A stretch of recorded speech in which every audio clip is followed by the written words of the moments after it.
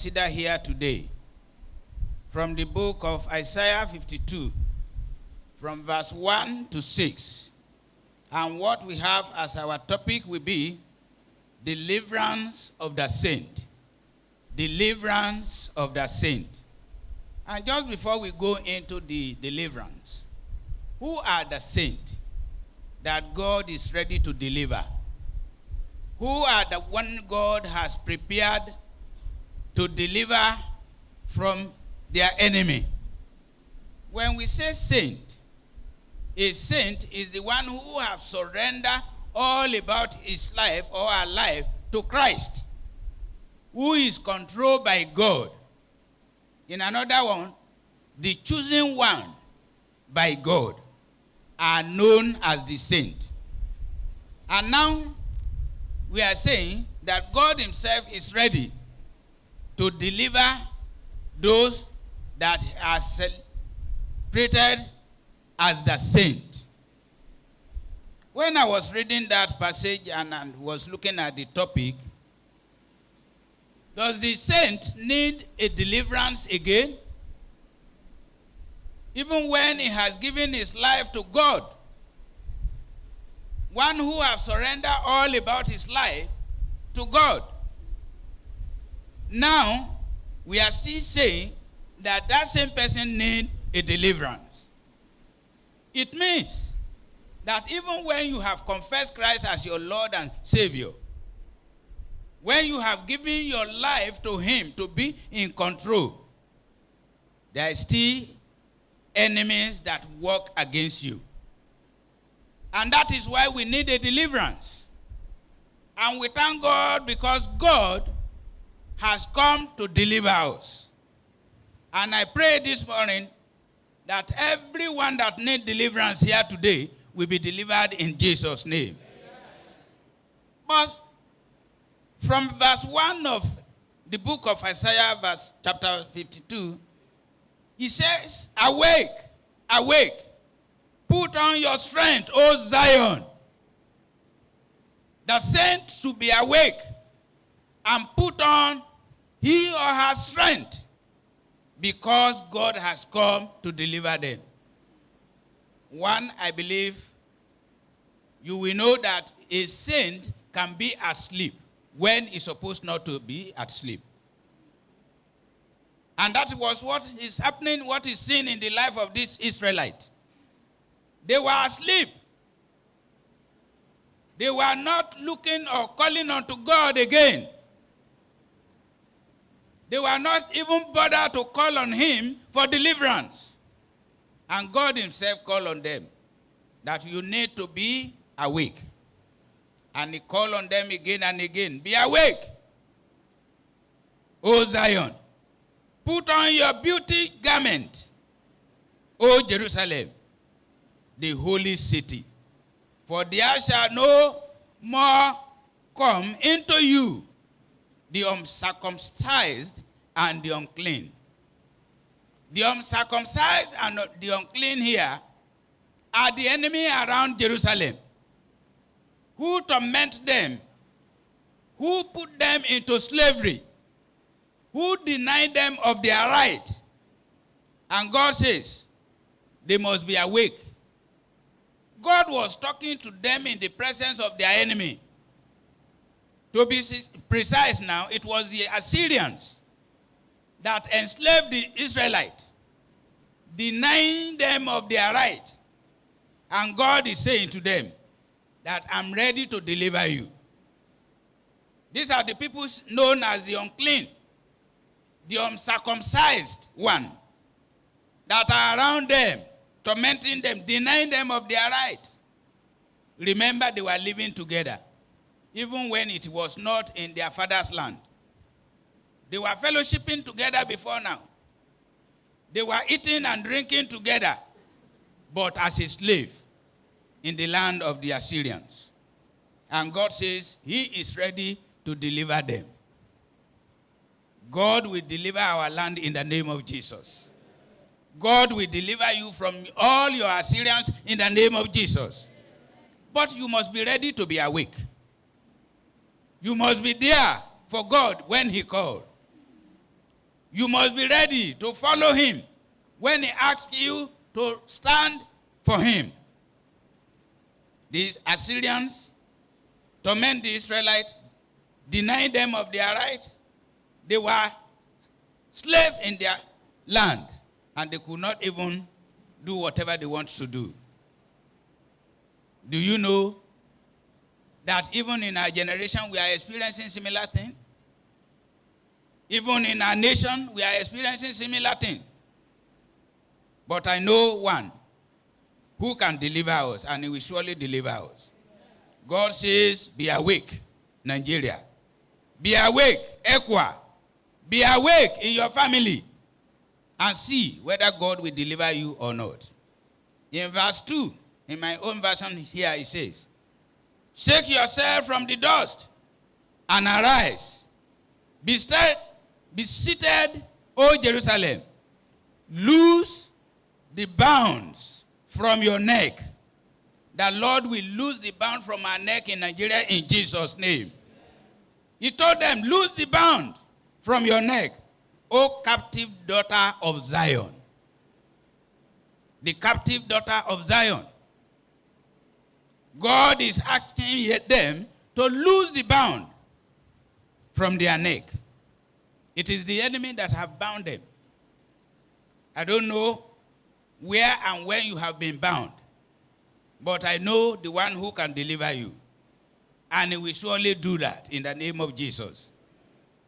This reminds me of a revival that took place sometimes in a village where I have worked.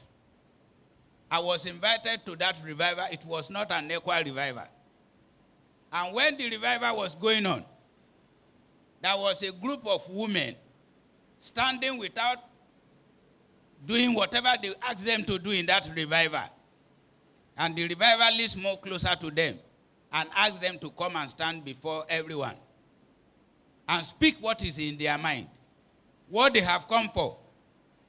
And one of them, who was their leader, said, they have sent them away from their community, not in the physical, that they have sold the glory of their town to another town for Toro. I don't know how much we can convert that today into Naira. That they have been sent away from that community, and how they can get the glory of that town back to the town now became very difficult. And that is why they came to that revival for deliverance. I was looking at them. The village where they came from was a very small village, but it is a village known as the best food product community in that society. And no matter how they work in that place, nobody succeeds. They are from that village, and they have sold the glory of the town to another town. Now they want it back. It was difficult. I pray for you today. Whomever have sold your glory out, the Lord will deliver you in their hands in Jesus' name.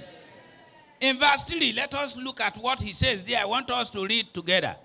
Verse 3 of Isaiah 52. Let us read together. It says, 1, 2, go. For thus says the Lord, you were sold for nothing, and you shall be redeemed without money.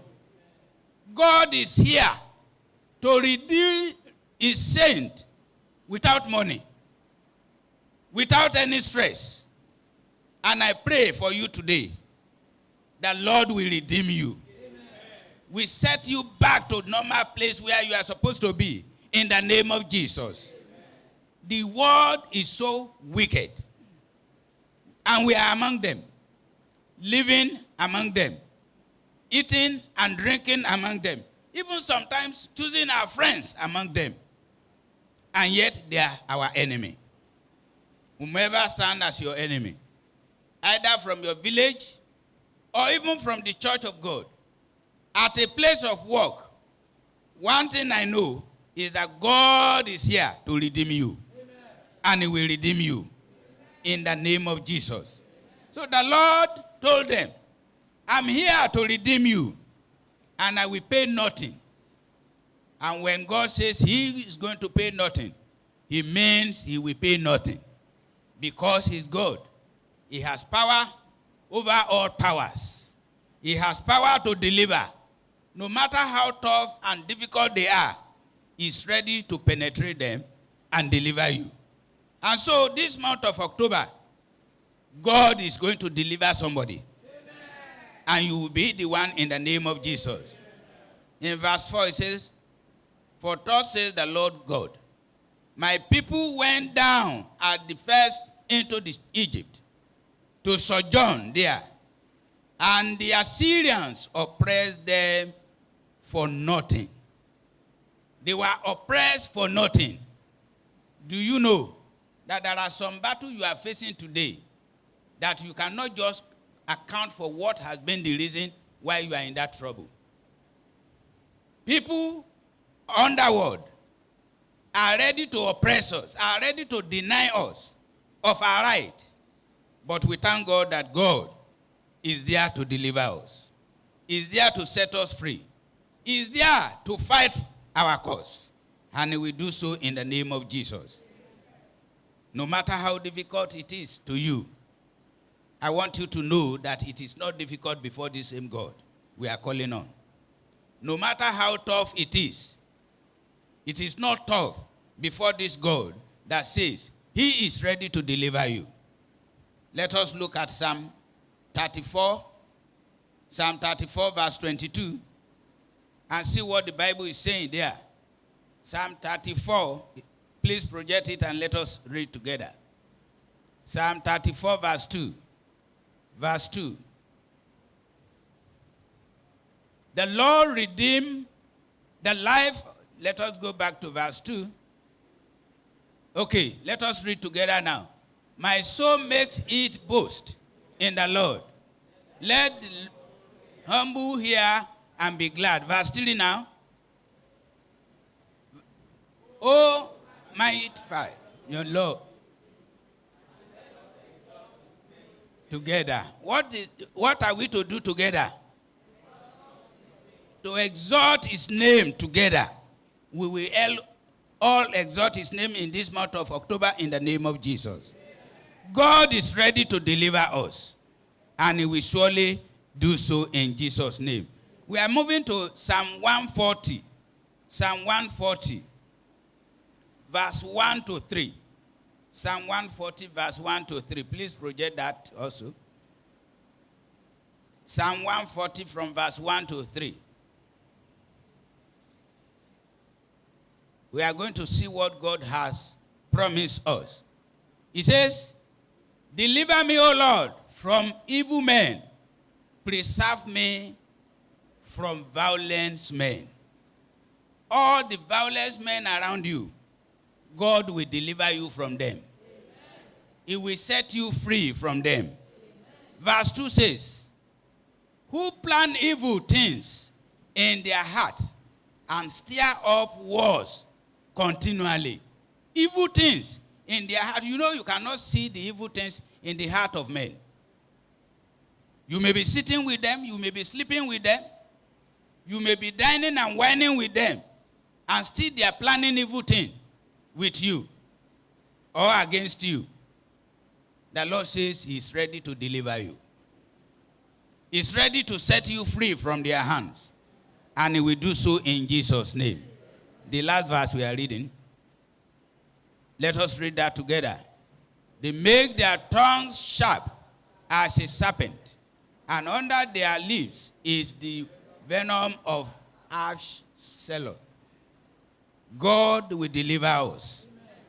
People are there sharpening their teeth just for your downfall. Just to see that you are not having the breakthrough. But we thank God who says he has come to redeem us. He has come to deliver us.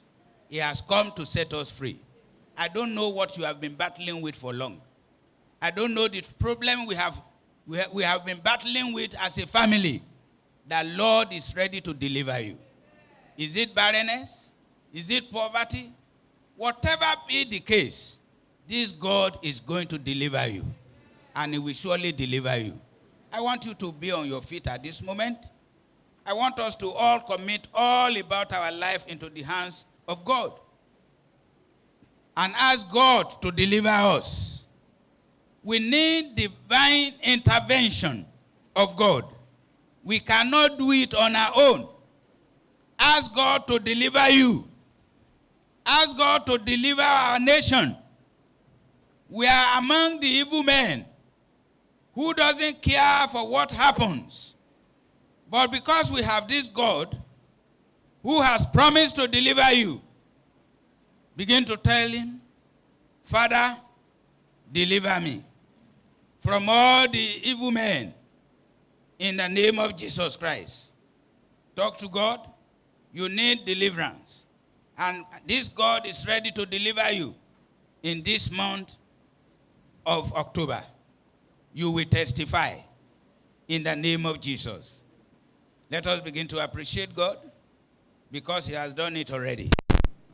For in Jesus' name we have prayed. Father, we thank you for the life of your children that you have promised that you will deliver. We join them, O Lord, to pray for your total deliverance. Please, Father, deliver them. Whatever be the problem, we ask, O Lord God, that you will deliver them from them all in Jesus' name. Thank you, Lord, because we know you will do it. Because you can do it. For we pray in Jesus' name. Pray. Let us have a seat as we go into the second service.